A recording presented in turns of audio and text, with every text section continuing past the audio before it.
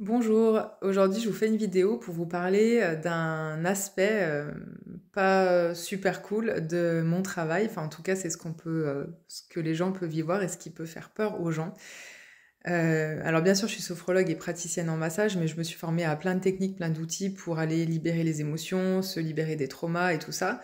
Et quand on vient me voir en séance, c'est parce qu'il y a quelque chose qui va pas dans notre vie actuelle, bien souvent, sauf si c'est vraiment que pour un massage, pour prendre soin de soi, mais la plupart des gens qui viennent en séance, c'est parce qu'il y a quelque chose qui leur convient pas dans leur vie actuelle. Et moi, quand je fais une séance, je vais pas simplement venir apaiser, enfin mettre un couvercle en fait sur ce qui se passe actuellement, sans aller farfouiller et tout ça. Et je sais que ce côté peut être assez dérangeant pour certaines personnes parce que ça sous-entend qu'il va falloir aller voir ce qui va pas en fait dans notre vie actuelle. Donc c'est inconfortable, c'est challengeant, ça fait bouger les choses, ça nécessite de se remettre en question, de voir les choses telles qu'elles sont, parce qu'on va venir mettre des choses en lumière. Donc ça, c'est vraiment une partie qui est hyper inconfortable. Et la deuxième partie aussi qui est pas forcément, enfin qui peut faire peur à certaines personnes, c'est que quand on va voir ce qui va pas, quand on va aller explorer un petit peu tout ça et faire remonter tout ça à la conscience, il peut y avoir un moment où nos émotions, elles deviennent hyper fortes, hyper intenses, parce qu'en fait, on a pris conscience de certaines choses qu'on minimisait en fait avant. En tout cas, on les voyait pas sous le même angle. Et puis, au fur et à mesure des années, notre inconscient, il voulait un petit peu nous protéger de tout ça. Il jouait le rôle de garde-fou, donc il est venu mettre un petit peu un couvercle sur ses émotions pour nous protéger. Mais sauf que là, vu qu'on est venu mettre le doigt dessus, il est possible que pendant une certaine période, suite à la séance, il y a des émotions hyper fortes qui remontent à la surface et que ce soit un peu le chaos dans notre vie.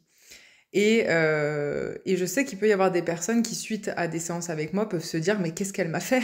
Elle est venue me détraquer complètement et tout ça, mais en fait, ça fait partie intégrante du processus de libération.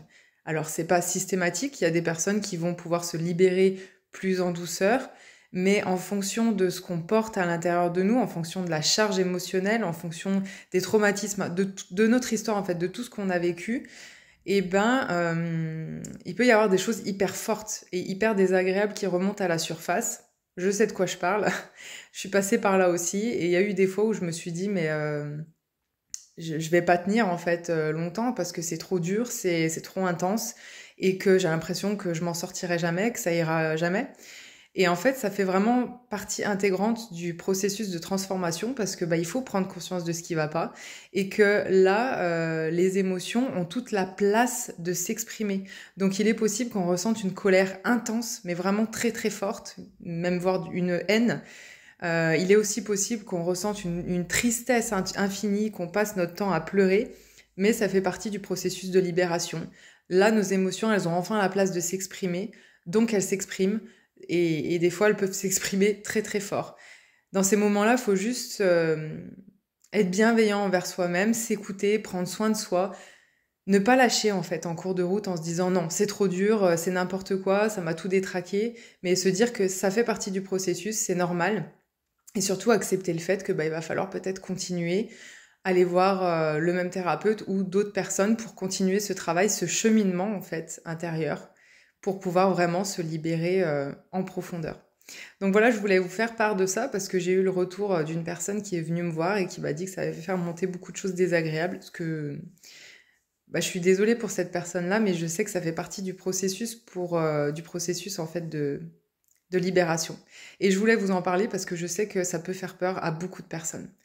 Donc si c'est votre cas, si ça vous est déjà arrivé ou si vous ne voulez pas entamer un travail de développement personnel à cause de ça justement, dites-vous que c'est un mal pour un bien. Donc voilà, je vous souhaite à tous une belle fin de journée, une belle journée, tout dépend à quel moment vous regardez cette vidéo, et à bientôt.